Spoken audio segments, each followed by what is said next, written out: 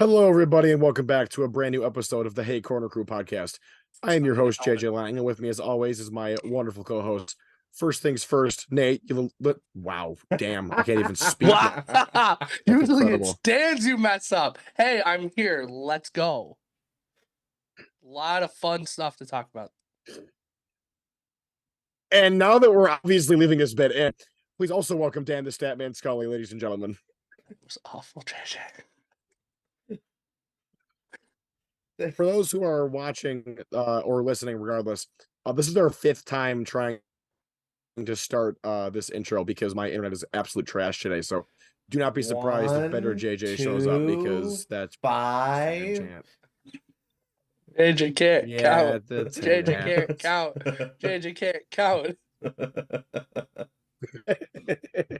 A little hyperbole anyways, never hurt anybody. we have more hockey to just. Yeah, right. We have more hockey to discuss from this past weekend. We are technically this weekend and the early part of this week. We have three true games to go over in one exhibition. So I'm going to pitch it to Dan. I'm going to jump right into Minnesota right off the bat. So, number 4. You're saying if we lost, it doesn't count? Yeah, if we no, the exhibition game. If we lost, it doesn't count, but we won, so it counts. That's what I figured. Good. I agree with that logic. This is like the shootout argument all over again from last year. I will have the shootout argument every day of the week. It's only dumb until we win. Number 4, Minnesota was in town visiting the women's team. Yes, they were. Yeah. Couple of losses for the Tigers. I wouldn't say that was unexpected, but they were still. Is it weird that and I said it a few times. Is it weird that I felt better about this team after this weekend than I did coming into it? No, because I feel the same way. Really, it's insane. You would think after 2 losses, you'd be like, oh, I don't know, but as we'll go over, I think you'll understand why we don't actually I'm okay with the results because of how well they played. I'm going to put my logic in the way I kind of thought this through this way. I think I can speak for all three of us in saying that I think we all fully expected to just get destroyed this past weekend. And the fact that this team held its own and really fought and kept both those games really close is awesome. Oh my God, so proud of the effort those ladies put up. Absolutely. Played, especially in game one. That third period of game one, it's probably the best period of hockey that team has played all year. Yeah, I mean, or one of, I should say. I mean, it's tough to tell because of the I don't want to not giving RPI an assumption any crap, but the level of opponent we played was here, and then Minnesota was up here. My arm disappeared. Yeah. Which should tell you how much higher Minnesota is on that scale than RPI and assumption. Yeah. Minnesota is going to be in the NCAA tournament this year. They're going to compete for a national championship. You're not wrong. It was a gutsy effort both games, and even the score Saturday after watching it back, the score doesn't reflect the game at all. RIT had their chances, and there was a great article written on USCHO about the games this weekend. I can't remember who wrote it, but Russell Jaslow. Thank you. And the Minnesota coach, who was very well respected around college hockey, he had some awesome things to say about us in it, and I can pull it up and then we can highlight it. But Dan, why don't we start with the box score? Yes, let's start with game one. So all three of us were present for that one. So on Friday, the Tigers were able to shut Minnesota out in the third period. As JJ mentioned, one of, if not the best periods of hockey so far this season. Very nearly shut the Golden Gophers out in the first period as well. Minnesota's able to score with just under 2 seconds left on the clock on the power play. Nate, you wanna tell me who scored that goal? The one I said, if you could shut her down, you have a chance of winning this game. Abby Murphy. The minute she scored, I was like, who is gonna be up for the damn Patty it, Nate. Kazmaier, by the way. She Yeah, could win the Patty definitely. Kazmaier Award this year, which, if you don't know, is the women's version of the Hobie Baker. She should be in that conversation. She's played 2 games this year. She was so good. Well, and also kind of like, and also kind of how Nate mentioned about her penalty issues. She also had those also this game because I'm pretty sure she ended up in the box a few times, at least in game 1. Yes. Yeah, she was in At the least box once, twice. maybe twice. 3 times. 3 times. Yeah. Oh yeah, down at the bottom. Oh, 3 times. Yep. triple oof. Yeah, but JJ, she scored 2 goals, and they were both power play. Or no, the second one was a power play goal on a beautiful And they pass. were both power play goals. Oh yeah. Oh yeah, yeah, no, yeah. You So saw yeah, that goal okay, coming yeah, a mile away the minute that pass gets. yeah. So the first one was it was a beautiful play. Abby and the girl that Ella Huber just switched behind the net, and Matt Campbell compared it to a lacrosse play, and he was right. This quick switch and Just a into the total back of the net. misdirect. Yeah, it was a great play. And then the second goal was again by Abby. It was a beautiful pass from the corner right in front of us. She was standing right out in front, and she's not going to miss. So it's crazy that the difference in the game wasn't the skill of Minnesota, it was special teams. 5-on-5. Yeah. We skated with this team 5-on-5. Mm-hmm. And you saw it in the third period. And for the majority of the first, we skated with them 5-on-5. It was a gutsy effort by the ladies on Friday, and I was very happy leaving that building, which I don't think I've ever left after a 3-0 loss happy. I want to say the effort they is insane. Yeah, only 3 goals all weekend in this series were even strength goals, Which is nuts. So is that just for Minnesota or for both teams? Both teams, but both all teams, all 3. Yeah, because our goal is a power play goal. Yeah. Okay, so take away all the power play goals. We lost 3-0 on the weekend. In 120 minutes of hockey, we lost 3-0, 5-on-5. Whoa. Well, and then my. Well, all the games teams Friday on notice. Wait, all the goals Friday were power play, weren't they? No, their third goal was who Abby Murphy got an assist on as well. Jesus. How many points did she end up with this weekend? Like 10. 5. Yeah, she had 5 points this weekend. He's still So yeah, half 10. Yeah, that's a lot. Yeah. Pretty impressive. She was everywhere. Like it was kind of hard to man. She's a beast. Spot her zipping her. Yeah.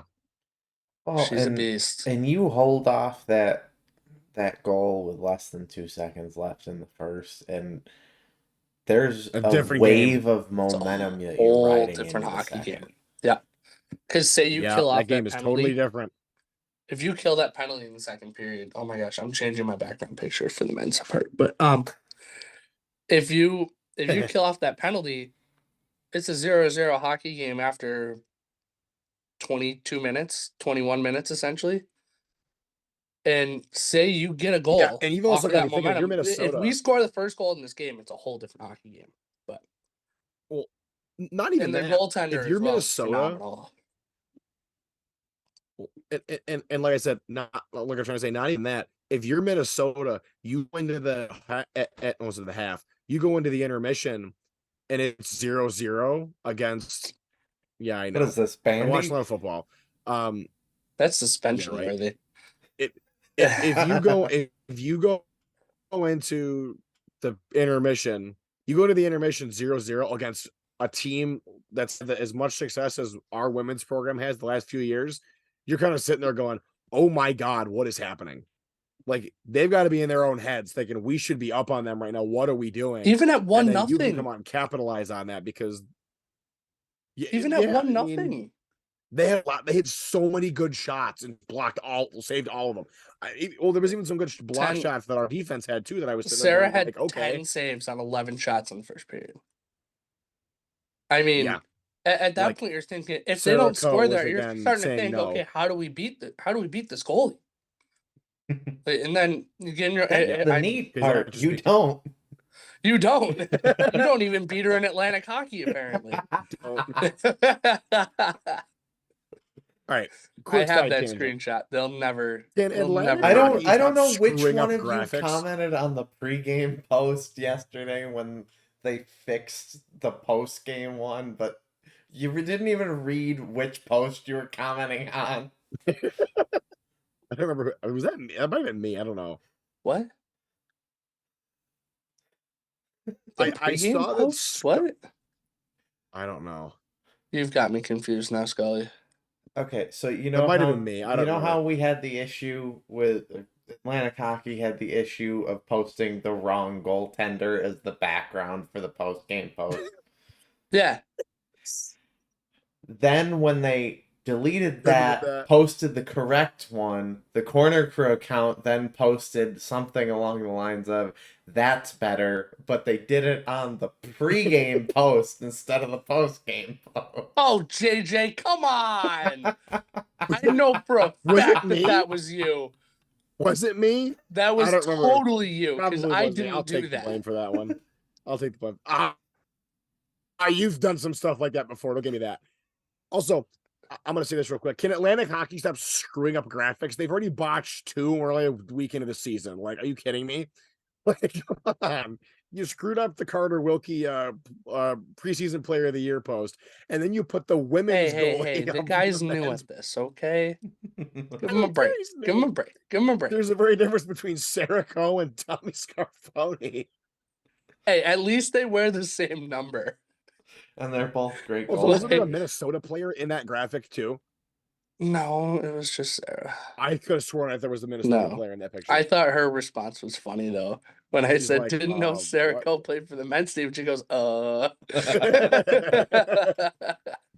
We have now clowned them twice this year. Like, come on, we bullied them into fixing their graphic. We're gonna just keep all those pictures saved. Like I said in Discord, poor Todd Bell's got to be going. They're the only fan base that would have even noticed. I was just about to say that. Out of all the other teams and schools in the conference, we're the only one that would just go at them like that for screwing it up. Here's the thing. If it weren't for us having the men having different jerseys as the women, I would have never noticed if they were still wearing the same jerseys. But it was the jersey that got me. I didn't realize it was Sarah until you commented with Sarah Coe, and I'm looking, why is he tagging Sarah Coe? And then I realized, oh my God, it's Sarah in the picture. That was good. But Sarah was Sarah. She had an outstanding game Friday, yeah. She was phenomenal. Again, I mean, we're beating a dead horse here. I feel like we say it every time we record a podcast. Sarah Coe was phenomenal.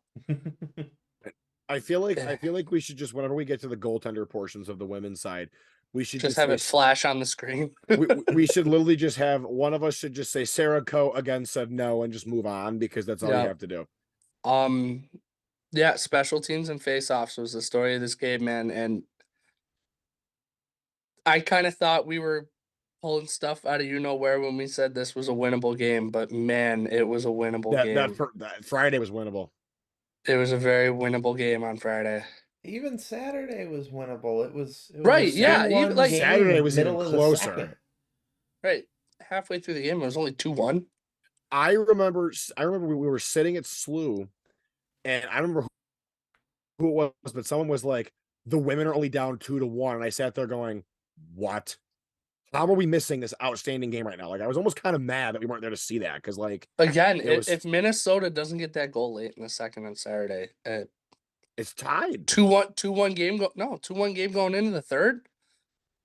Oh, yeah. I would have signed up for that literally any day of the week before that game. I would have been like, yeah, please. A 1-goal game going into the third against number 4 team in the country.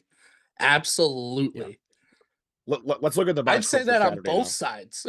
On both the men and women's side. I'd be like, yeah, please.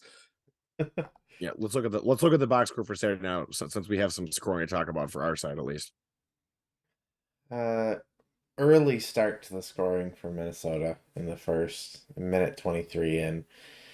Added to the lead with a power play goal in the second, and Lindsay Maloney would answer with a power play goal of her own at 9:02 of the second.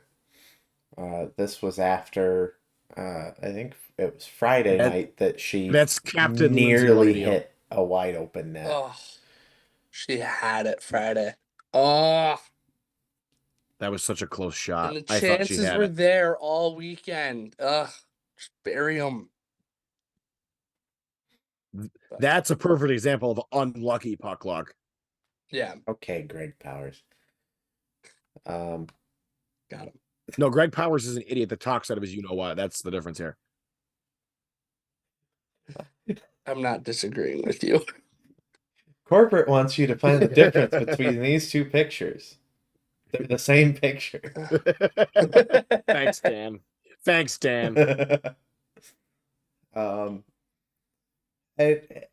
Here's another one too. There was a power play that Minnesota had that started in the first and carried over to the second. They did not score on it, despite putting 7 shots on net. Good Lord. That's your goaltender, man. Mm-hmm. And the 22 block shots from the women on Saturday. That is... This defense is playing really, really, really well. This team is playing really well.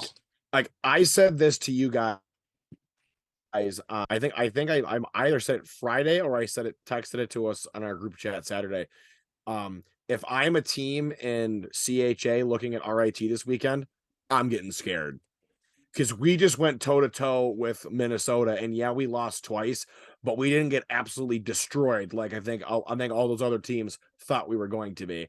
And if I'm like a Penn State or a Mercyhurst, I'm going, RIT might not be as easy to beat as they have been in years past. Yeah. This could end up becoming a situation where we're like middle of the pack, number 3. If you're unhappy with this weekend, I think you need to tame your expectations a little bit. If you still think RIT is a bad team after this weekend, you need to wake up. You're a clown. Seriously. I don't know. Did you hear what Celeste said after the game on Saturday? I did. Ed sent it in Discord last night. What did she say? I didn't see this. Oh my God. I don't want to have to apologize for our language, JJ. We don't have to. It's a podcast. Anyway, I don't care. Anyway, I don't care. I'll say it. Celeste just said, I just want to win. You know what? Good. Yes. I love hearing that shit. Let's go. Find me a wall. That's exactly what I want our coach saying. I wish Wayne would say that sometimes. Like, I can't wait to hear the duck sound effect of Renee when he says that. Yeah, can we get a time stamp on this? Have fun, Zoe. Yeah, I can do that. Okay, just text me how deep we're in right now so I can. Yeah, I think this was a success. I'm not going to say overly successful. This is a positive weekend for the women's team. Very positive. My one thing is you had 6 chances on the power play in this game on Saturday. You got to score. Yeah, that's special teams was again was the key to this series. Yep. And if the power play adds a goal or 2 on Saturday, and they kill off a penalty or 2, it's a whole different weekend, man. Yeah. And I mean, they 28-27 Minnesota were the faceoffs on Saturday. That is really good. Mm-hmm.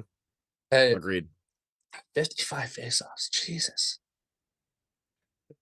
There's a reason that either I doubt the amount of faceoffs that there are in a hockey game, or like this is insane amount.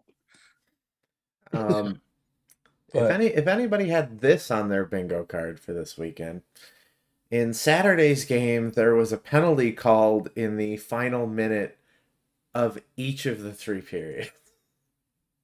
What? Oh. That's interesting. What the heck? A body check on us in the first, a slash a on body check. Minnesota in the second, and a slash in the third.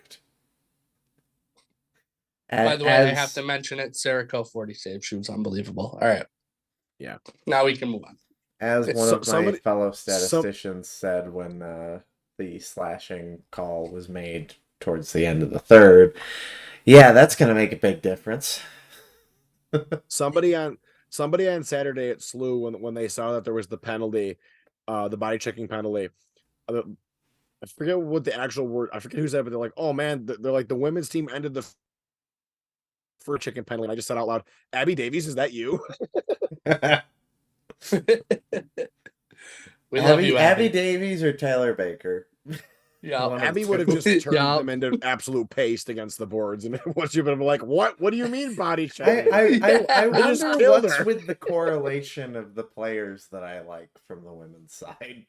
They're all overly aggressive, violent people. The ones that get themselves in trouble. Hey, Taylor McReynolds is still one of my all-time favorite men's players. All right, so he's the all-time penalty minute leader. Let's look at scores around the league before we kind of preview next week. Yay, we had a semi-normal league week for a change. In the CHA in this economy? That's shocking. Hey, we're not into conference play yet. That's probably why. Oh yeah, that's right. Yeah, that's gonna get terrible once that happens. Yeah, because like it seemed like before this weekend nobody was playing at home, so that's probably why. Colgate hosted Penn State for a top 11, 13. What was Penn State? How are they? They were 11 going in. I think they're 13 now. I think you're right. Interesting. Colgate won 6-2 Friday. A little closer, 3-2 for Colgate on Saturday. Which shows me that Penn State is still a very good team too, because Colgate is a very good team. Colgate's a monster on the women's side. I don't know what's going on with the league. Nate, are you watching Connor Bedard?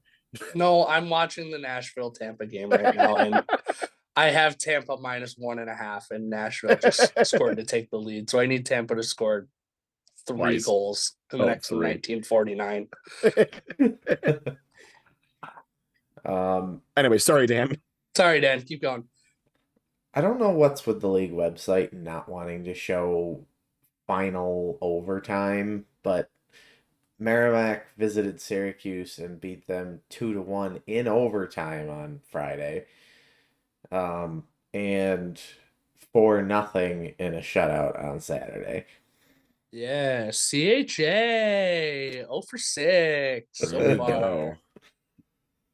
And it only gets better.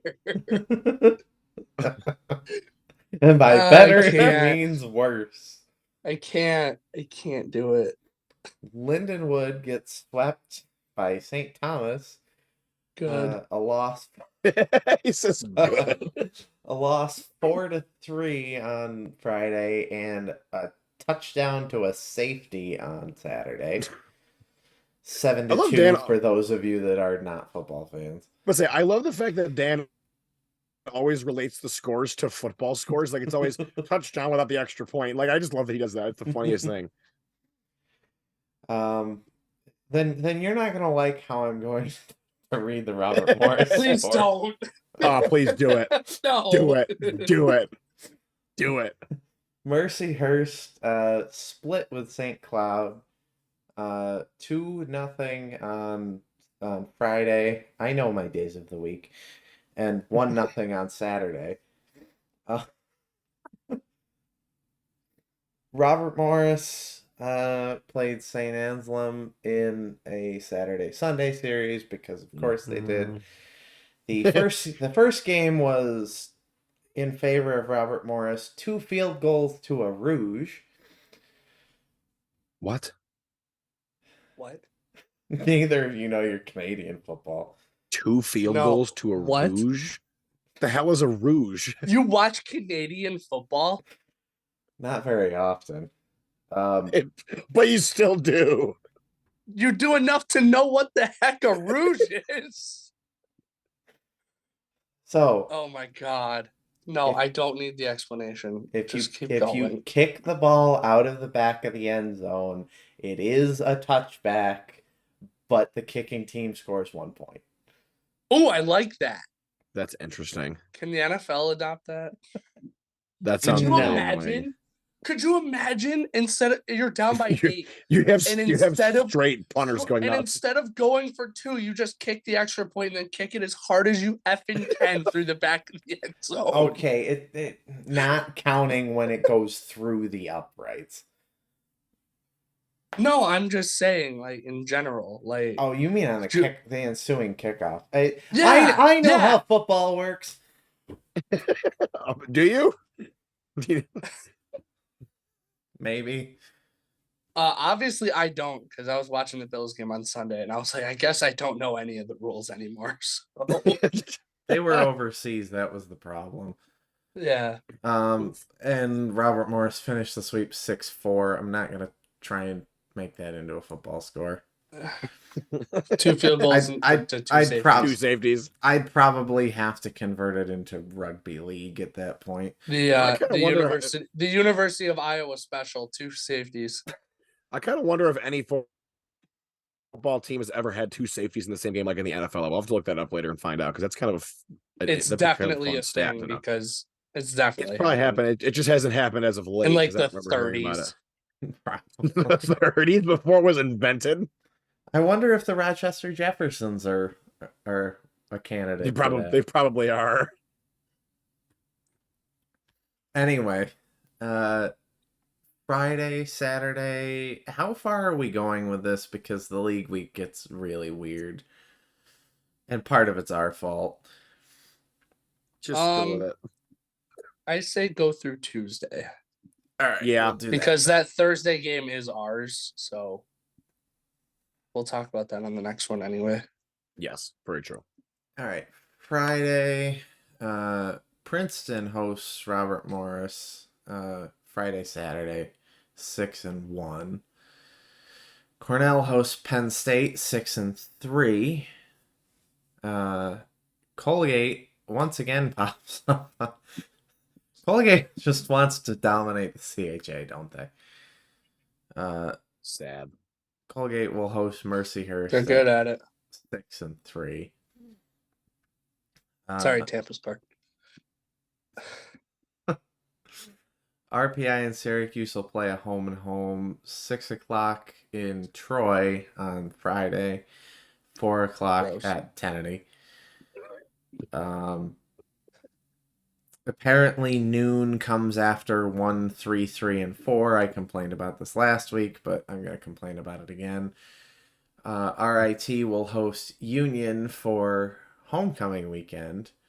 2:00 Finally on Friday at the Gene and noon on Saturday. I feel like they haven't been home for homecoming in a long time. I was about to say. It's been a while. I mean, the Cornell scrimmage 2 years ago doesn't really count. They were home last year for regular season. No, they weren't. No, they weren't. Oh, I'm thinking. No, you're right. I'm thinking 2 years ago with the scrimmage at Blue Cross because the ammonia leak. Yeah. Oh, that was the funniest thing. That was awful because we didn't have anything. I mean, yes, but because we were just gonna get it after the women's game and bring it over to Blue Cross. And then we guess couldn't what? get in The there. women's game was at Blue Cross. And by the way, we're gonna play the rest of this game as a 3-on-3 because that was so dumb. That was so stupid. We didn't even know about it beforehand. If you want to play 3-on-3, do it after the 60 minutes. I would have been fine with that. That was so stupid. And speaking of Cornell, on Tuesday the 17th, Syracuse heads down to Ithaca. You jinxed it with the normal league week schedule comment. Yeah, now it's all screwy. Hey, I might be going up to St. Lawrence for that Thursday game that we're not talking about, but I just brought up anyway. Hey, beware! Don't get punched. Yeah. Don't Rest in get the peace, Whitey double the bird whiteboard. flip to you Yeah. every 5 seconds. I Yeah, we'll feel get to like that that's later. not We'll get to particularly that likely later. to happen, considering it's a Oh, you're wearing an Thursday RIT night. jersey. Yeah, it's not gonna matter. You're wearing an RIT jersey. God forbid. We'll get to that story later. So the lady, wait, you're done with the league week, right? No other teams are playing. I'm We've covered missing the some weird days that Sunday end game. in Y, so Jeez, damn. So obviously the ladies have Union this week. I'm excited for both of these the games. Garnet Chargers. Really excited. Oh my god, I'm gonna let them Dan have it. Scully! Why did you say that? Dan said the C word. I'm just going nuts now. He said Chargers and it just sets me off. I'm gonna say my prediction is gonna be massive murder sweep. I want to see them just destroy them because good. Nate's cheering because his DraftKings bet is going well right now. FanDuel. Even better. Hey, The man, NCAA as opposed to all $240. forms of sports betting. Oh yeah, that's pretty good. It's $242. Okay, so Let it be there's a known. penalty shot. Oh my god. Let it be known the Hey Happy Corner opening night in the NHL. Jeez. Let it be known the Hey Corner Crew podcast does not support gambling in any way, shape, or form. That's a lie. No betting on college athletics. It's wrong, even though I have a 3-leg parlay on the Penn State game this weekend. Oh my god. All right. Anyways, Betting on teams is fine, players is not. All right, continue. Fair enough. Looking at Union, we obviously did fairly well against them last year. I believe we tied them twice, right? You No. think I remember back that far? The one game was a 1-goal regulation loss, and the other one was an overtime loss. Okay, yeah, but, so how much I'm should we lose by 99% in the sure overtime game? 1. Yeah, that's kind of all you can lose by in overtime. Friday night. That was a joke, JJ. We lost 3-2 in overtime Friday and 2-1 on Saturday. So, I think using that as a benchmark, They were good hockey games. They were. Yes, they were very good games. I expect us to do better in these two games, considering how this team has played so far. Union is 3-3. They've won 2 in a row though. They've played in 3 straight overtime games. They swept Holy Cross 3-2 last weekend. They're 0-2 on the road. They lost 2 at St. Cloud. So, and they split with RMU. So, right now, I think it's a good matchup for us. Only because, it kind of brings us back down to the level that we're at. And which is not a bad thing, because now we can take what we learned from this weekend, because it was a learning experience, and use it. I mean, just shove it in Union's face. Yeah, we're gonna let the stupid Chargers have it. Oh my god! So I'm gonna kill you by the end of the weekend. I know you are. I can just tell. So you might not even make it. It's when everyone realizes that I'm weekend. We're all gonna want to kill each other. That's very true. The stress is unreal. Okay, so hang on. It was your decision to work volleyball too. Yeah, that's not my. Oh, you mean last year? Yeah. Sorry, I'm dying. I can turn my mic off though, which is good. Hey, no, I was just dead. No one needed to kill me last year. No, they just dragged Dan's life. We recorded a podcast after you worked. That's U of R right. volleyball. I came back from U of R and we sat and then we recorded. Dan was fried. Awake? No, you were like half alive. You were the driver of the struggle bus that game. I don't know how you pulled that off. I expect us to win both these games. Just jumping to predictions, I expect us to win both these games. I would probably go with you on that. They've got some players though. Riley Walsh has 6 goals in 6 games. So, hey, ladies, shut her down. Yeah, because that didn't work last time you said it, Nate. Well, watch her score. I'm 4 gonna times say this it weekend louder. now. Shut her down. At least you're not peeking the mic. And you should be okay. Hey, we haven't yet brought up that other building yet, so be ready for that. Once that happens, it's gonna come back. Oh, shout out to Landers, by the way. Yes. Welcome to He's the back. Gene, baby. I asked him Oh, where the heck so his excited to bright have orange him. shoes were, and he was like, "Oh, just wait." I'm like, "Ooh." Which means they'll be back. If you don't know, Landers was the Tennedy Ice Dump Zamboni driver who wait. became a fan You mean favorite the of the corner Kennedy crew. Ice Dump? Can I kick want him from that. the call? I want. No, I can't because he might not be I able to get can. back in. Yeah, because his Wi-Fi sucks. He became a fan favorite, and now he works for RAT Arenas. So he's one of us officially now. The only thing I'm sad about is the fact that he didn't smuggle the tiger costume they had in that closet out of there before he left. Well, yeah, what the heck? I want that thing. Wait, so who bad. who says he didn't? Bum bum.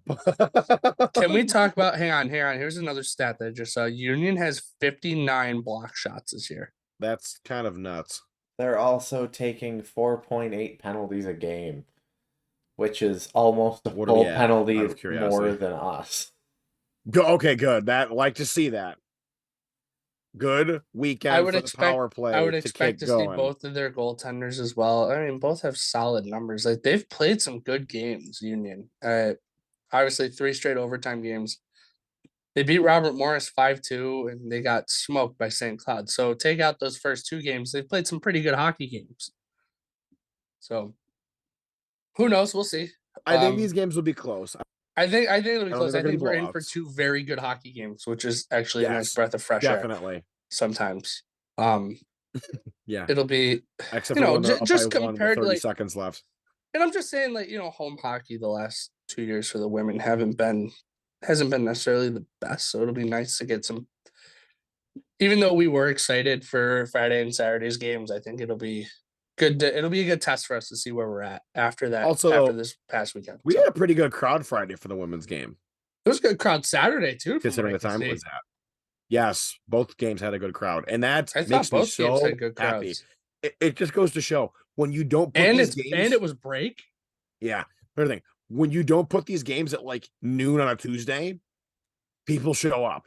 When you give them game times that are like played a game at noon on a Tuesday. More hyperbole. Yes, we have. I get what you're saying. But no, we have not. Men's team has.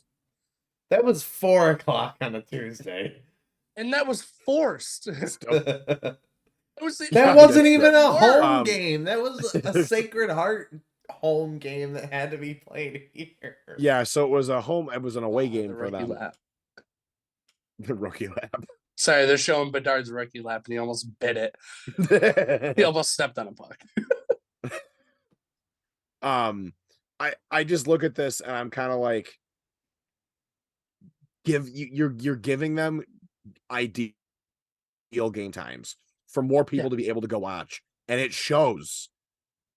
I think there's been this misconception of people don't like to go watch the women's team because all they do is lose. And this year it's like, no, you give them good game time.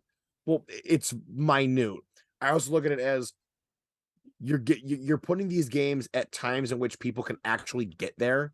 So you're going to get more people there. Like, thank God. And the only reason the game on Friday is at 2 is because the game on Saturday is at noon. That's the only reason. If the game on Saturday wasn't at noon, I bet you it'd be a later start time. Probably at like 5 or 6. But they also don't want the women's game to interfere with Hank Green and all this other stuff going on this weekend. So that's the main. There's something going on Friday night too. Yeah, at the Gene. So something that I think, because I'm a 2023 alum, that I got invited to like 500 times and ignored all the emails because. Yeah, it's same thing here. I don't even remember seeing any of that. I am not a 2023 alum, but I'm going to the Amherst game. So even if I was. The Amherst game. Go ahead, Dan. Sorry. So speaking of Syracuse's game on Saturday, Craig just said Also, don't mind me driving right by RIT to do a game Saturday afternoon in Syracuse. Boo. I don't think he did it. Give us Craig, damn it.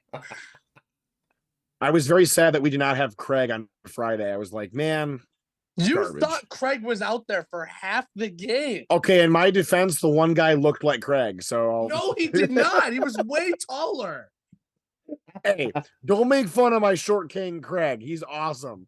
Craig, I love you. You know that. Also, Joe, I can't Joe wait for that Gladnick text lined message. both women's games and the men's exhibition this weekend. Out. I had no issues with the officiating except for that one call that Dan heard me yelling about. But Oh my god, that was I could see that was offside from up here. Did you like that? I'm like, I know exactly who that is. I wasn't even on the blue. I'm on the goal line and I can see she was onside. Oh my god. Let's do our predictions. I can already let mine slip that I think it's going to be a sweep, but I'll go around everybody else. I'm gonna go close sweep as well, but if it's not a sweep, we lose one in overtime. I think they're going to be close hockey games. Yeah. So it'll be some fluky bounce with like a minute left in overtime or some stupid. A win and a tie. Why? Damn it. You're doing that just to piss me off, aren't you? No, but that helps. Ties are dumb. Yeah, I kind of hate that. Also, our record right now is 2-2-2. That's just funny. You know what George Brett said? Did the CHA put shootouts in yet? No. Why? That was loud. Headphone warning. The Pens team does it. Why? It's the same league. You know what? Go yell You're at Michelle and have her attempting to change apply logic that is not allowed. Oh my god. All right. Get us to ECAC, please. Oh my god. I'm begging you. I'm begging you. Week. You know what? I don't think after we talk about Saturday, I don't think I want to be an ECAC. So let's just kind of go. Let's use that to transition us into the men's bit. All right. So getting over to the men's side of things, the men had technically one game and one exhibition. I'm going to just say 2 games so I don't screw myself up in my thinking process. The first game was Saturday at St. Lawrence up in Canton, New York. That had some interesting theatrics occur there. And we'll then get to that. We'll get to that. we'll get to that. We'll talk about the game first. Yes, we're gonna talk about the game first, and then we'll talk about the scum of the earth that we encountered later. And then Monday we had the exhibition game against Guelph. We're gonna go right over to Saturday. We're talking about that first. Obviously, we'll go in chronological order. And I'll pitch it to Nate for that one. Saturday. Welcome back, RAT men's hockey. A season that has a lot of promise. A season that has a lot of high expectations. Started off a little rough on Saturday. Yeah, tiny bit. Minute 54 in, Thomas Mazura. I think that's how you say his name. I think it's. I don't care. I think the Tomasz like, Mazura. Yeah, thank you. Something. Who knows? Got the Skating Saints. That's their name. On the board. Are you kidding me? That's what they call themselves, JJ. They were just the Saints. Oh, that's disgusting. Okay. Well, they are, but they call themselves the Skating Saints because we have to be different in hockey. We are now the Skating Tigers. Dan has fallen out of his chair. Probably to puke like I am. Hey, guess what? It wouldn't be an RIT game without a penalty parade. There was a whole crap load of those on Saturday. Lord. Especially a bunch in the third. Oof. Yeah, that kind of wasn't great. Yeah. Even though one didn't really matter.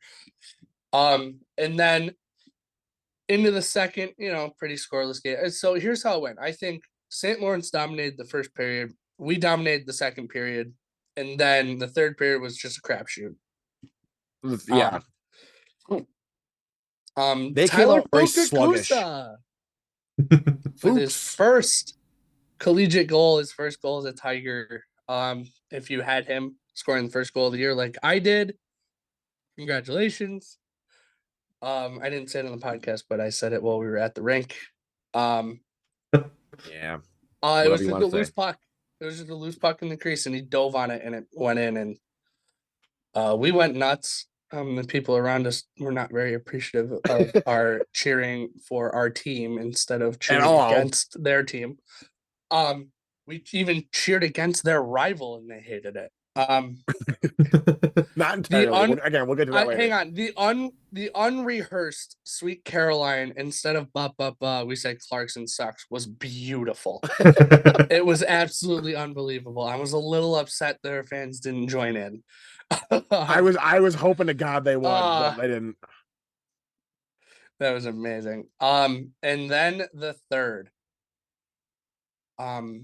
Penalties were the story of this game. We went 0 for 3 on the power play. 6 shots on goal. I'll take it. I like power play to get a little bit cleaned up, especially before our opponent on this upcoming Saturday that we will get to in a minute. Yeah. Drake Bergen, total goaltender interference. Can't believe they called it a goal after that 3.5 minute review. But yeah, can't it was change kind of it ridiculous. Now. What's with the power play length on our Tommy second power play? Was blowing a gasket on the ice when that happened too. How? You know what? Oh, I think we took a penalty because then we got 4-on-4. That it was 4-play. The times don't line up. I believe you, but the times don't line up. No, they don't. I think they screwed up somewhere. I just remember that goal happened. Tommy gets up. Dan Scully wouldn't have messed that up. No, Tommy got up after that one goal, and he was in the official's face. He was livid. Like, how do you not see that? And then he was the one video board was in his end in that game, and he was losing it. He's screaming at the bench, and Wayne's not paying attention at all. They're once they drop the puck, you can't review it. No. And he's like screaming, and then I think it was MinneSLUta just screams at Wayne, and Wayne's like, "What? Oh, hey, time, challenge!" Yeah, I don't know how they missed that.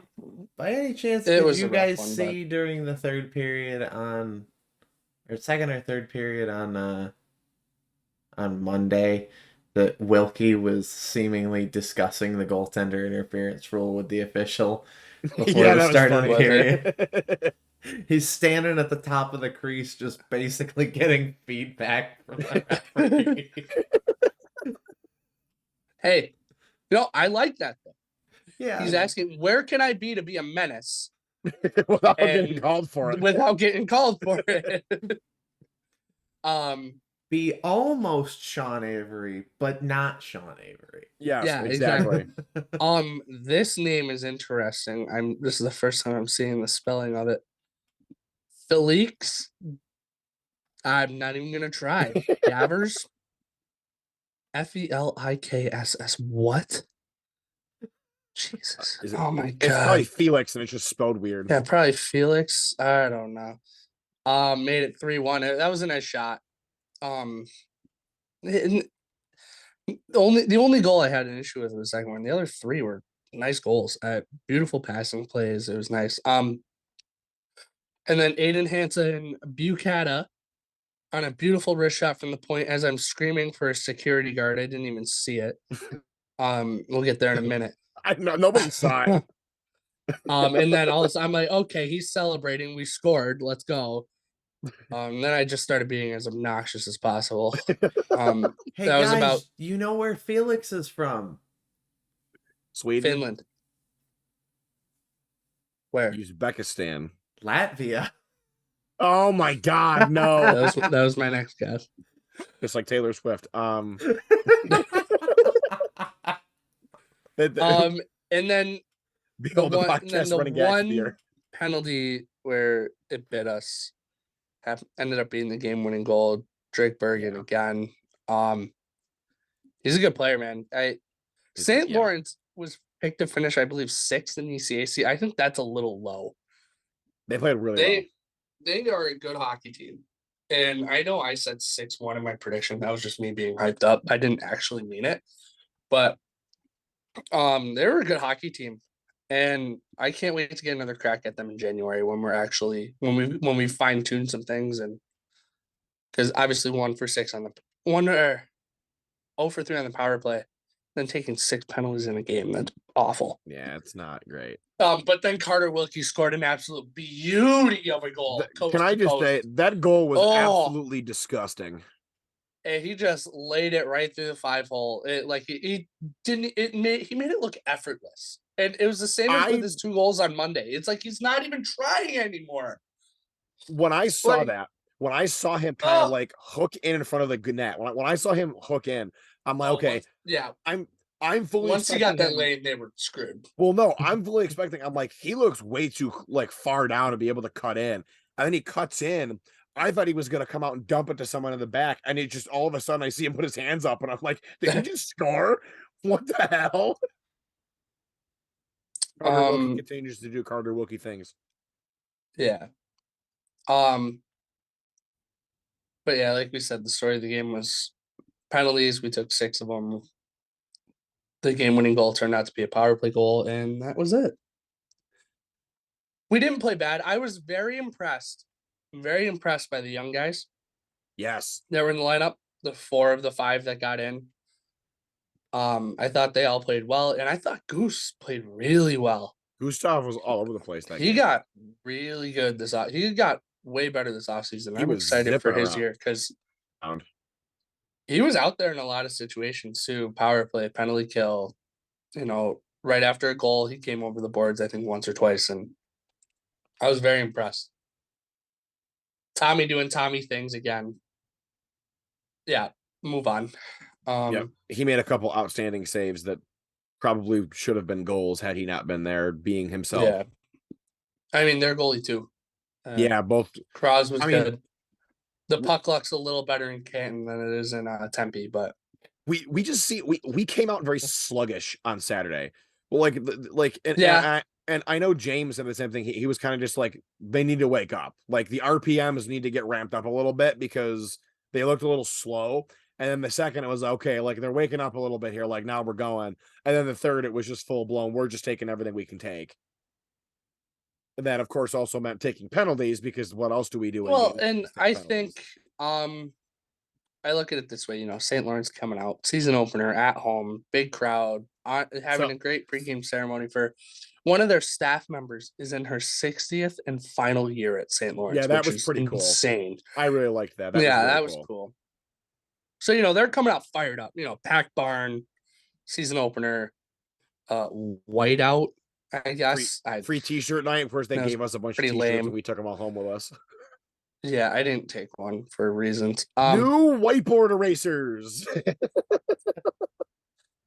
I don't want to go too in depth. Rest in peace, Whitey. Everybody probably knows by now what happened. It was what it was. Yeah, that was. That guy got multiple 1-star reviews left on his painting company page, and we will leave it at that. I am gonna make the funny comment though of can we go? Do you think they called a penalty on him for boarding? Oof. No, it should have been roughing. Oh my god! It just clicked in JJ. He does the boarding. I'm like, wait a minute. I'm like, not roughing, it's boarding. He beat the board. I got it. Wait.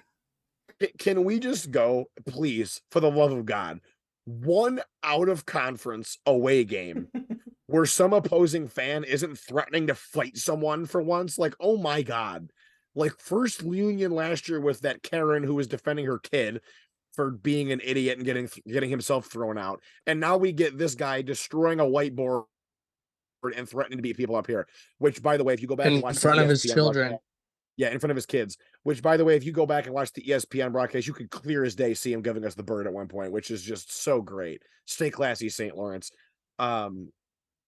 I mean, we also knew kind of going in. They that were their more fans- happy that we lost than their team won, I loved the fact that they kept which trying was to kind of steal sad. and But they kept trying to steal and replicate the icing chant, which was hysterical. no, I love that. That was I so love funny. that because That was so funny. St. Lawrence iced the puck first, so we did. If you suck, you know ice puck, and immediately as we wrap it up, does RAT They not did ice again. the puck? RAT ices the puck, and then all we hear is if you suck it, you know, ice the puck. And I'm like, yep. And then they stopped. We deserve that one. Yep. But the good, best man. was they iced it again in the same period. I looked back at Jake and I'm just like, run it back, do it again. The one guy after they scored yelled, "If you suck and you know it, ice the puck." And I'm like, you don't know what you're watching, but okay. What the hell are you talking about? There's ice all over. They must be icing the puck all the time. I'm also 200 convinced by 90%, 85, man. There's a lot of ice out there. I'm also convinced 90% of those guys have no idea what the icing call even is. There's also that. That's right. It's the St. Lawrence lacrosse team. They would know if they had won a Liberty League championship in the last 20 years. 2015, 15 years because we've won them all. So it's okay. I just love the Karen moms are yelling at us also, and I'm just like, well, I don't care. I'm not even going to respond to you. I'm going to enjoy watching my team play. I care less what you One think. of them said, "You're sitting on the wrong side," and I said, "It's general admission. I can sit on whatever side I want." It's just that whole building general admission. I also no, it was not because we would not have been in that end if it was. Oh, that's true. I also love the fact that as the game is ending, I'm like doing like fist bumps to the guys walk by. I'm like, hey man, like good game, like hard fought. And I was told to F myself once, to shove Dan Talbot's head of my butt once, to not touch someone, and then I was called a subhuman by someone else. I'm sitting there going like, man, for a church school, you guys really love being nice to your neighbors, don't That's you? nothing. I've had Syracuse Crunch fans tell me to go kill myself, so it's okay. Yikes. For the record, not me. Yeah. It was not Scully. If you've ever watched a hockey game with Dan, he's very quiet. He is very quiet. He doesn't really say anything. He just stands there with his arms crossed. Hey, you know what? I love going to games with Dan. We need to do it more often. We need to kidnap Dan and bring him to another hostile men's game. Let's see what happens. Yeah. Hey, Thursday night Niagara games, baby. Yeah, right. So moving on from the game that turned out from a hockey game to an episode of WWE. The Monday Guelph game was a much different story. And I got to pitch it over to Nate so we can go over the stats for that.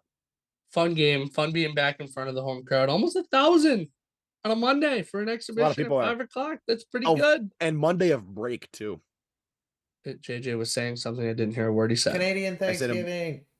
I said, yeah, Monday of break and Canadian Thanksgiving. So I can't hear a word you guys are saying. Oh, that's fun.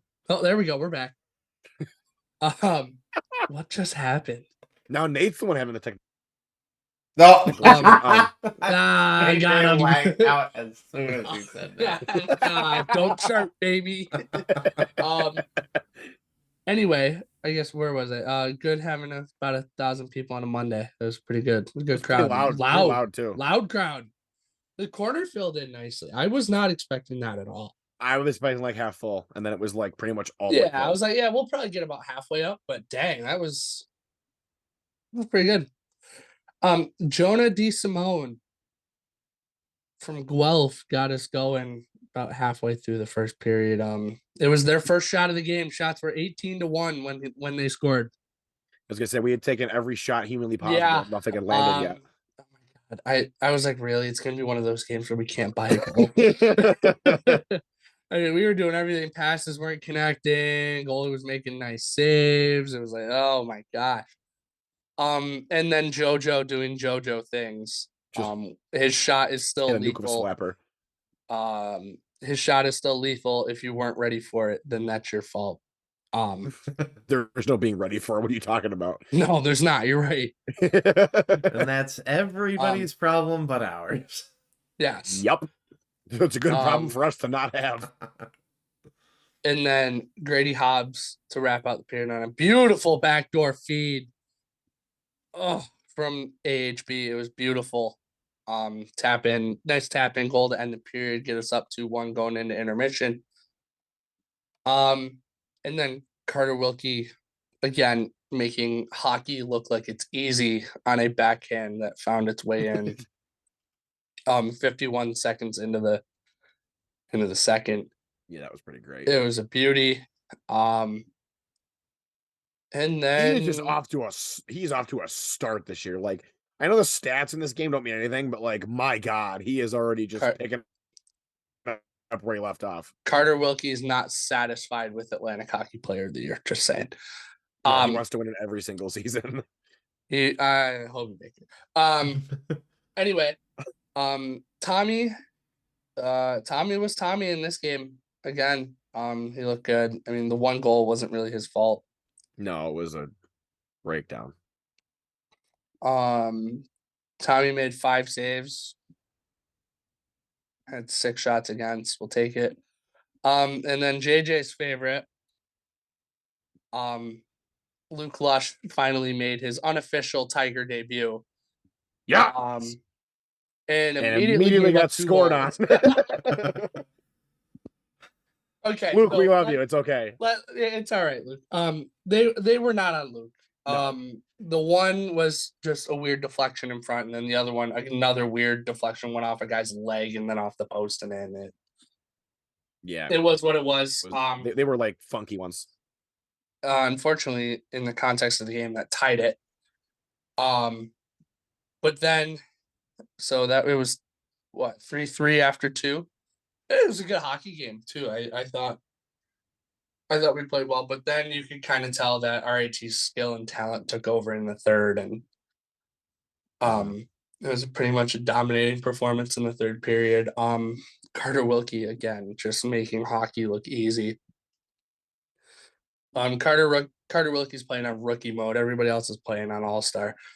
And then probably that was a power play goal as well. By the way, good to see the power play finally going. And the game doesn't count, but I think the power play's got to feel good seeing one go in the back of the net. And then probably the most underrated shot in the country, Xavier Lapointe. Oh my goodness. Yeah, I think it's some umph on it. And it wasn't even his shot that was impressive. The play by Elijah Gonzalez to come down the ice and find him backdoor just happened. Oh, it was absolutely beautiful. And then Christian Catalano from his own end, his unofficial first goal as a Tiger. We have word on authority that he just took the puck and put it back in the bucket, which is fine by me. Wow. Kucherov, put this puck in the net, please. And 1.5. Yes. It recovered. Sorry. Sorry, leg one of the bet hit. Let's go. Anyway. And then a garbage time goal with 1 second left for Guelph. Again, the 3 goals Luke gave up were kind of whatever. I'm gonna say I laughed so hard at that goal because they literally just gone empty net. We capitalized on it. They come back, put their goaltender back in, and then like literally instantly score. Like it was so funny. And it's like you could have had that a second ago. Good God. That's like when a team's down by 40 and they get a garbage time field goal or whatever. Like it is what it is. More football reference. Yeah. Yippee. The story of this game was penalties, and it wasn't us. No, thank God. Guelph took let's just go down the penalties. list. Yeah, it's kind of hilarious. Roughing, interference, high sticking, tripping, slashing, high sticking, holding, boarding, and a game misconduct. We couldn't count. Holding, elbowing. We couldn't count. That guy was pissed. Oh my God. All right. This dude gets my. Can I say I love how he gets thrown out? Tantrum. He gets thrown out, and then he was like struggling to open the door to get into to like go to the locker room, and he's like hitting the wall with his stick. And I'm just like, he's literally throwing like a baby temper tantrum. It was the funniest thing ever. And honestly, watching it back. Also, I'm glad Simon Isabel's okay. Yeah, first off, thank God. Was that hit really worth a 5 in a game? At first. Was that hit really worth a 5 in a game? No, but I think what it was is the referees were sending a message like, "Hey, This game doesn't count. Let's just get out of here and also, let's get out of here with nobody getting hurt. Let's not kill go. anyone, please. Let's not have to put any Also, DQs on the sheet. Also, I'm also quite relieved to see that Tyler Mahan played that whole game Monday, considering that he after what happened on Saturday. That he took a kneeing penalty that the ECAC officials decided to just forget they saw, and he got flipped over and gimped to the bench. And I'm just kind of like, oh man, already. It was, but he came back on Monday and looked fine. Well, he came back in that game Saturday and took a penalty. So yeah, like literally a minute later. Quick shout out Isabel to 11 for 13 on the faceoff dot. Yeah, that was pretty scary. Like that's scary good. Damn. Again, I thought the young guys played well. I know Kevin Scott didn't get into the game on Saturday, but he looked good on Monday. It was a good game. I thought we saw a lot, and I think the coaches got what they needed out of this game. If our power play gets clicking the way it was at the beginning of the year last year, watch out, because oh my god, that's gonna be spooky too. It's terrifying. Our power play was scary for the first half of the year last year. By the way, the new I like to give some props, Nate, to you. The new chant, the skull one that you started, that was pretty great. Yeah, that was good. And that was good. If you haven't, we'll probably put the video. We should probably put the video in chants and Discord. People can kind of see what it's I should. I'll do that when we're done here.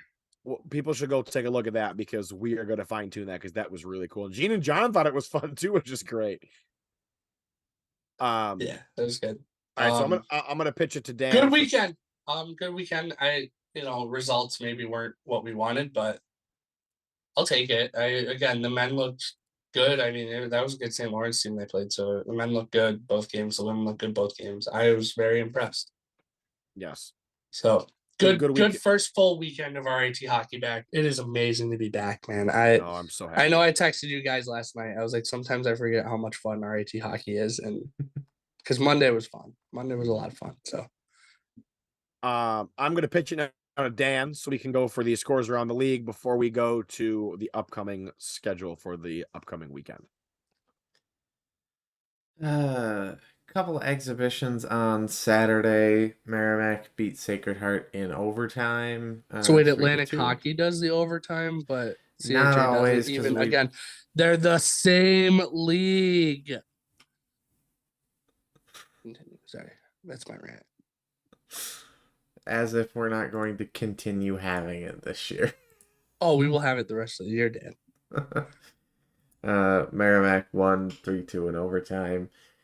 Niagara beat the Access Denied. I mean, Royal Military College from Ontario. I wonder if that's changed.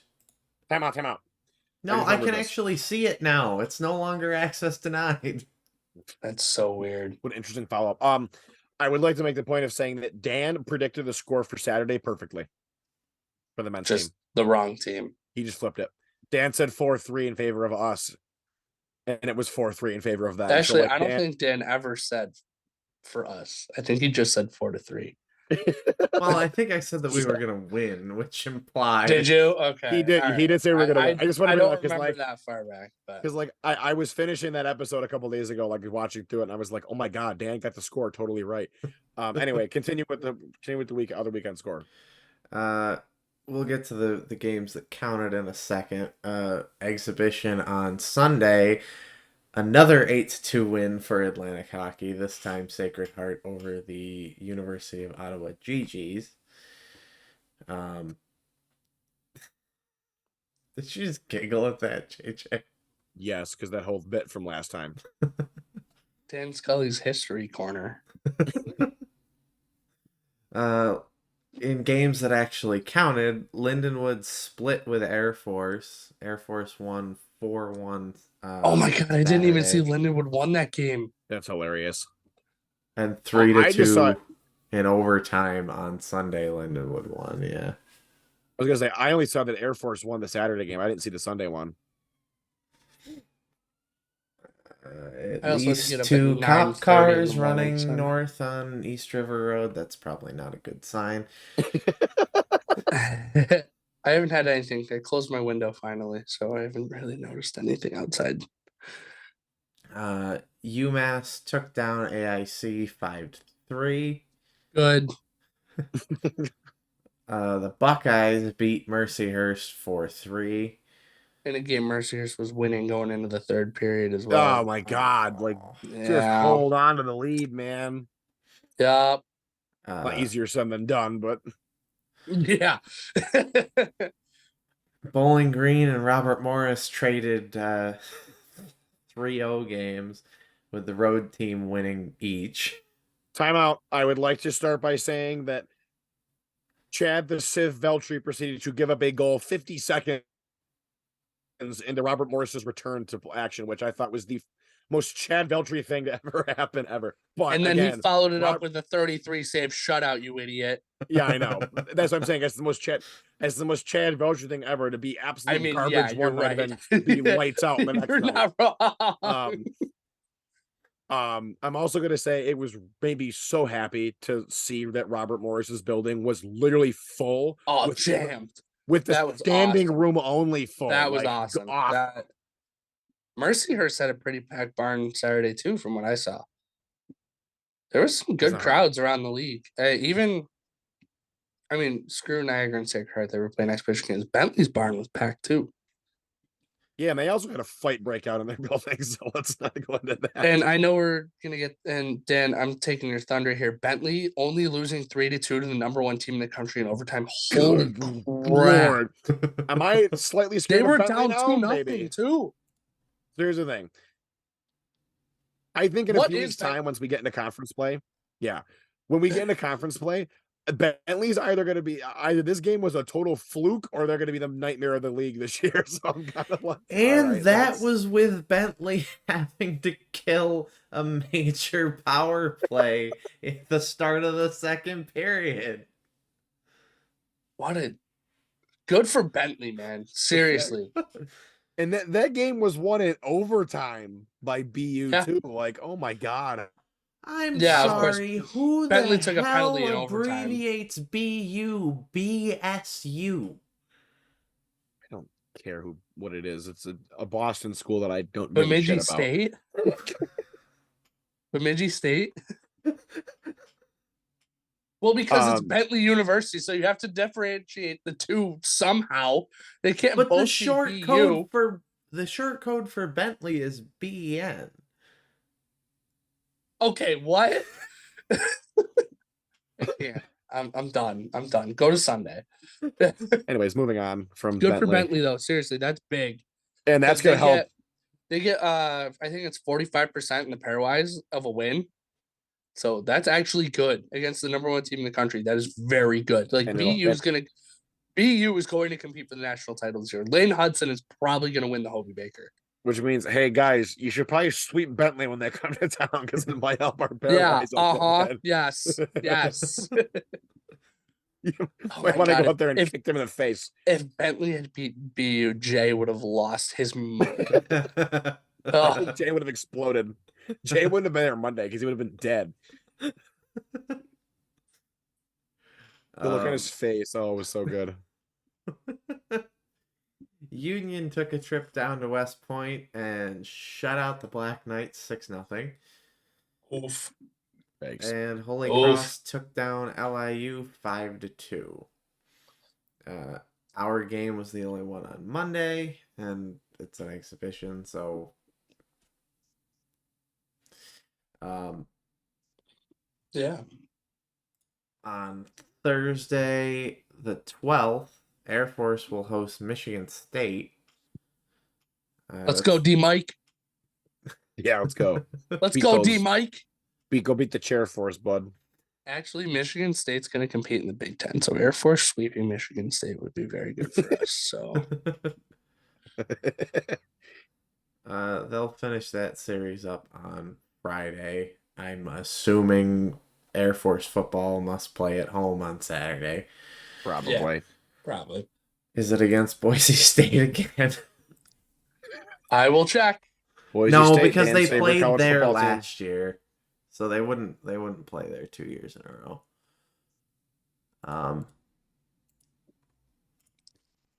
Sacred They all laugh Heart so hard. brings Colgate they to play town. in Josh Allen's Wyoming Cowboys. Go Pokes, baby. Sacred Heart brings in Colgate for a pair at 7 and 7 Friday and Saturday. Holy Cross will host UConn on Friday at 7 and then head out to Connecticut for to complete a home and home on Saturday. How far a drive is that, you think? Springfield to Hamden? Huh? Can't be that bad. Wait, which games were we talking about? Sorry. Holy Cross, UConn. Oh, probably not that far at all. I can't imagine that being that far. I don't know 2, 3 my maybe? New England geography, so See, now I'm curious because AIC and Quinnipiac also have a home and home, so it's probably relatively close. Keep going. I'll figure it out. Quinnipiac's going to destroy them. Miami of Ohio will host Canisius for a pair. Canisius doesn't play a home game till November. Seriously? Yeah. Yeah. Wow. They start with 3 straight road series. Peyton Manning's favorite college hockey program will host Niagara. Gross. What? Omaha! What were we joking Omaha. about Like, Omaha what? last year? There was something about Omaha last year. That they got swept by Niagara, so Omaha sucked, but then they almost made the tournament. So, hey, Omaha sucks. Us eating our words, that never happened. Yeah. Oh my Dan, God. 55 minutes between Worcester and Storrs, Connecticut, by the way. Okay, so definitely Yeah, not a far drive. yeah. No, not far. Not far. I doubt Holy Cross even goes to Storrs for morning skate. I bet they just do it in Worcester. The very first conference game of the year is Saturday. Robert Morris heads to Mercyhurst at 4:00 in the afternoon. And that's a single game. That's not a series. What? And that's why it's at 4:00 in the afternoon. Oh my God. I skipped one because I can't read. The Icebreaker tournament, Army heads up to play North Dakota. And wait, what? That'll be a slaughter. I don't know if it'll be a slaughter, but oof. Yes, the Icebreaker is stupid this year. It's not at a single site. No, it's at multiple sites. So what's I'm pretty the sure point? I'm pretty sure Bemidji plays Wisconsin Friday night, and then Wisconsin goes to Nodak on Saturday. Which Wisconsin Nodak might actually be a good hockey game. Yeah, because we all know if there's literally a snowball's chance in hell that Army beats Nodak and goes out of the final of that tournament. Hey man, I've seen crazier. Well, I don't see that happening here. I'm sorry. I don't. If I do, I will happily eat my words. But we also didn't see the women playing very well against Minnesota. So, well, JJ, we don't. Yeah, obviously we don't know what we're talking about. So, JJ, I don't think there's such thing as a winner of this tournament because Army is set to play Bemidji State on Saturday, regardless of the result against Nodak. Yeah, it's stupid. Yeah, it's kind of dumb. 2024 the Icebreaker is in Las Vegas. Oh, is it? Wait, is it T-Mobile or is it I bet you it's both. Probably Henderson. I don't know. I don't even know who's playing in it. Dude, them playing that at the Fortress will be sick. Honestly, it wouldn't even shock me if it was in their freaking practice rink, honestly. I also Our practice rink is actually really nice. The University of Minnesota will host the 2024 Men's Icebreaker Tournament at Orleans Arena in Las Vegas.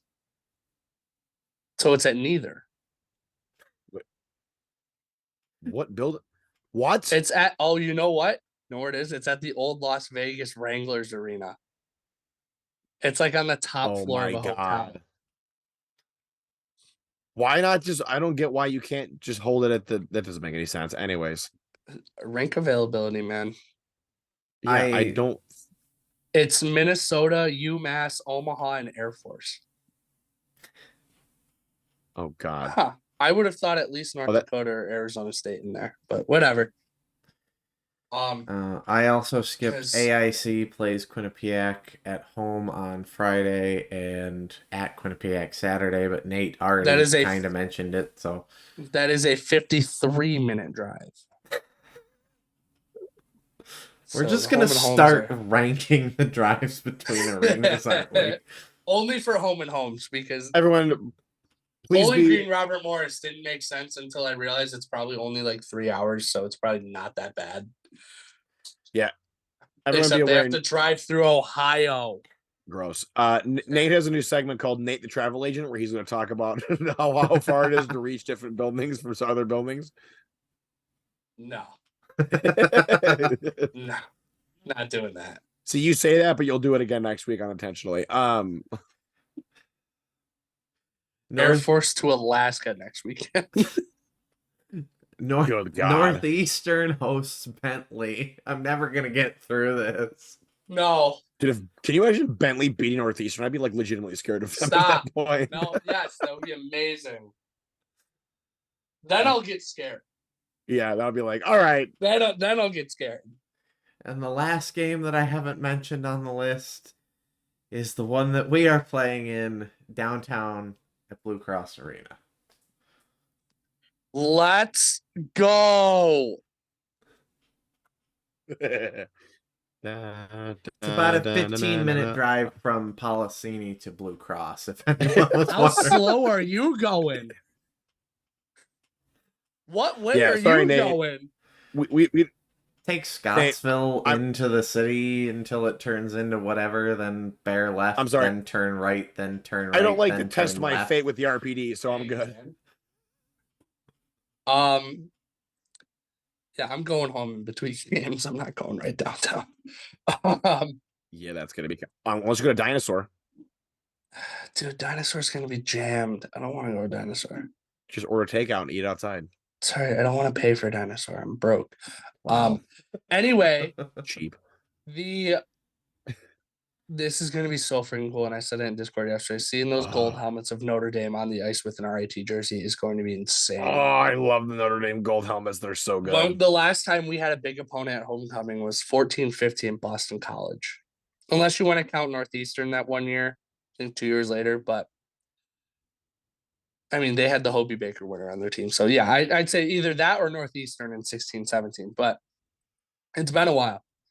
Not discrediting the programs we've had since then, but they're nowhere near the same. They're not Notre Dame.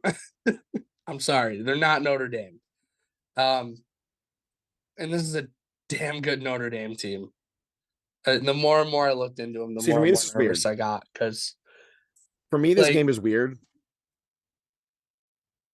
Because I'm a big Notre Dame football fan, so this is the first time I'm ever like actively cheering against Notre Dame in a sport, which is kind of nuts, but for good reason, because I love RET hockey more than I love Notre Dame football. So it's not that weird that was for me watching the women's team play Syracuse.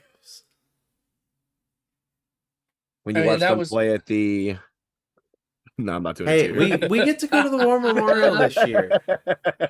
Yeah, Stan, because that's much better. Oh, God. I don't want to make Zoe use the quack again in this episode, but I think you both know what I want to say to right now. Yep, 100%. No, I like the War Memorial. It's a good place to watch a game. That's about it. That game. That's about it. I never said it was good for concerts. It's a good place to watch a hockey game. There's good sight lines. That's about it. Or you can watch WWE. They have good sight lines for WWE there when they show up. Oh my God, no. Anyway, hey, don't mess with Notre Dame. Don't mess with my Notre wrestling. Dame split with Clarkson last weekend. Clarkson won 3-1, and then Notre Dame the next night won 3-0. Notre Dame is returning probably one of the best goaltenders in the country. Ryan Bischel, he made 44 saves this weekend. He was the Big Ten goalie of the year last year. Pucks on net. Shoot the puck all night. Everything on net. That's how you're gonna beat them. Just start slinging it. That's how Clarkson scored. Clarkson scored all their goals just by putting pucks on net, and they went in. So after jams in front, so get some traffic. Notre Dame also has historically started games slow and finished fast. So if we can get up a goal or two in the first, keep the crowd in it early, I think we got a chance. I mean, this is going to be a tough hockey game. Not saying we can't do it, but it's going to be difficult.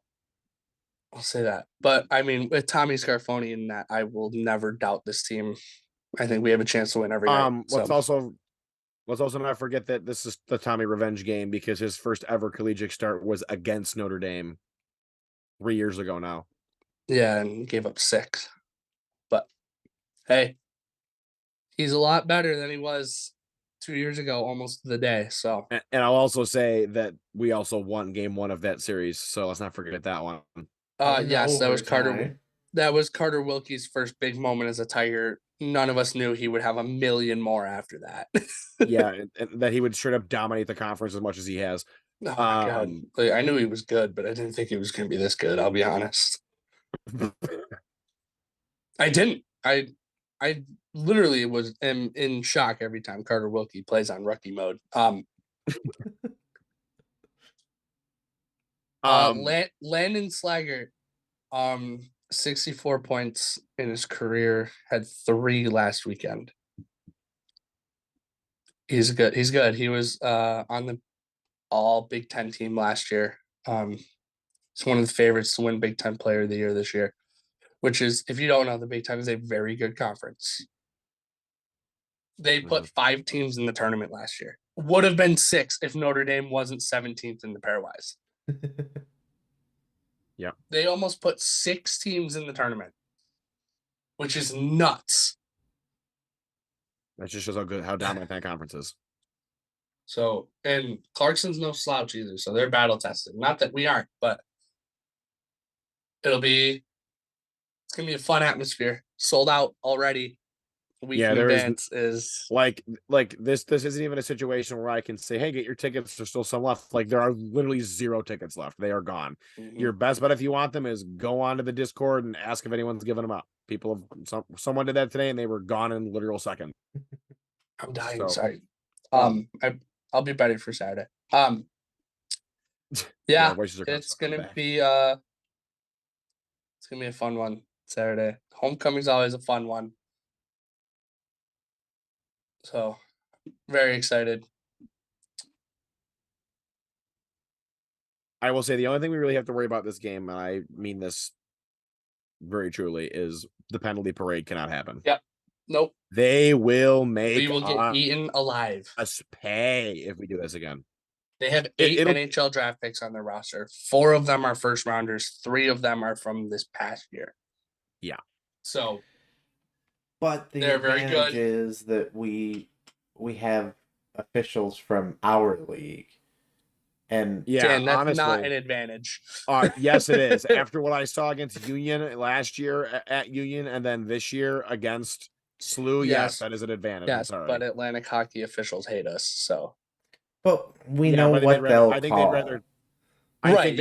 know what you mean. I know where you're getting at, but they'd rather see us win than see Notre Dame beat us. So, and this would be big. So, I also may have slipped him some funds beforehand. So, no, you did not. $2 whole dollars.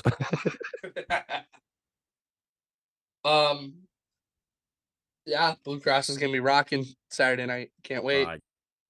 Can't wait, man. Oh, man. I'm still not happy about the you-know-what thing not happening on Saturday. There's no T-shirts. Oh yeah, that's depressing. That's really depressing. I think we're talking about something else, and I'm like, I don't think we want to go into that. Somebody find me who's responsible for that. I want to have a word with them. We know who's responsible for that. His name is Daniel Talbot. Please direct all your complaints to one Daniel Direct all Talbot. anger towards Daniel Talbot. You can find him in Discord. No, actually, don't do that. It's not Dan's No, fault. don't do that. It's not Dan's fault. He's the one that told us about Not it. That's the his only reason. fault. It's not his fault. Yet.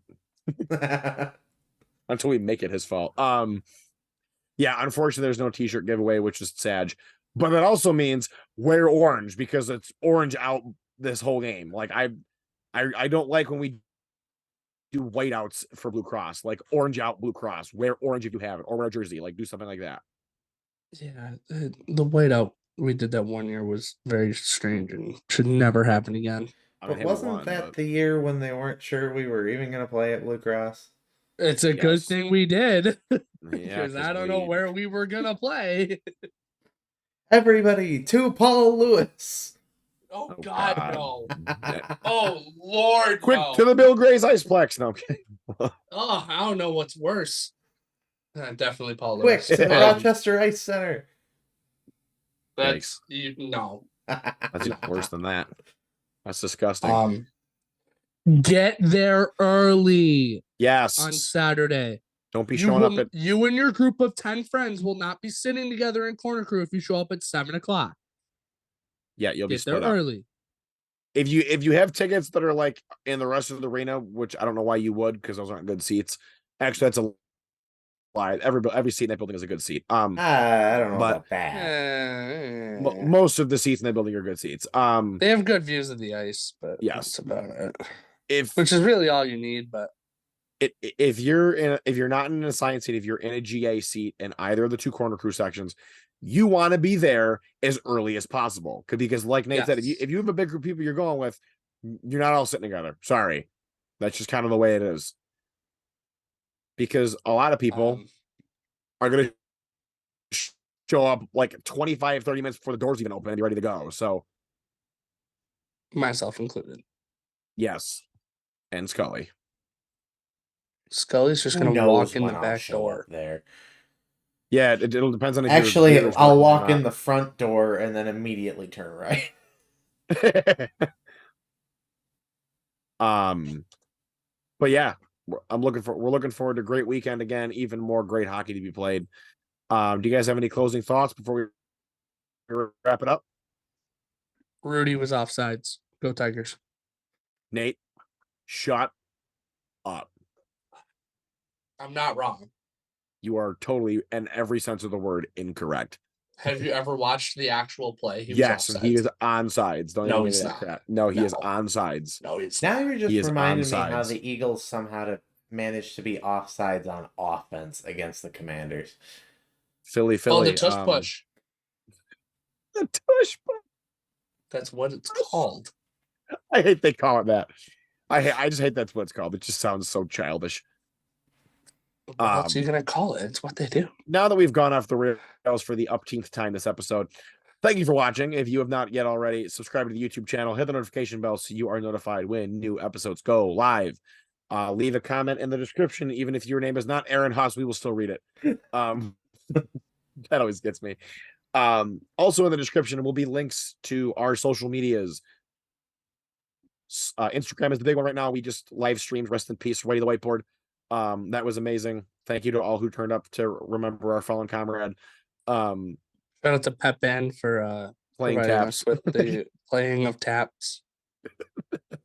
Pep Band is the only shout out you'll get until you play Freebird again. I am 100% sure we're getting Freebird Saturday. So. I'm willing to bet my soul on it. Twitter is Does that mean I can kill you if they don't? Sure, whatever. I've been waiting for this day for a long time. So when I'm not on next week's podcast, we all know who did it. I won't be there either. I'll be in prison. Yep. Twitter is a thing. I don't know if we're still using it or not, but it's there. Facebook is dead in the water, so don't even bother looking at that. The other big social media thing that we use is Discord. I'm back. You keep clipping out. Discord has been big. We're at over 600 people now. We're like what, 612, 615, something like that. We've been at 600 for a while. For losing count. Yeah, my bad. Yeah, Discord's getting big. We're doing a lot of planning there for things coming up. We're gonna be putting up a poll soon about theme nights and like what you guys want to see us do. Besides like orange out, blackout, white out, stuff like that. Like we're gonna be doing some other things. So keep an eye out for that. That poll will be up in Discord and probably Instagram too. Again, links to all that will be in the description of this video. That being said, thank you again for watching. Your support is always means the most to us. We will see you guys this weekend. Go Tigers. Roll Tide. I hope that I don't fall asleep during the next podcast.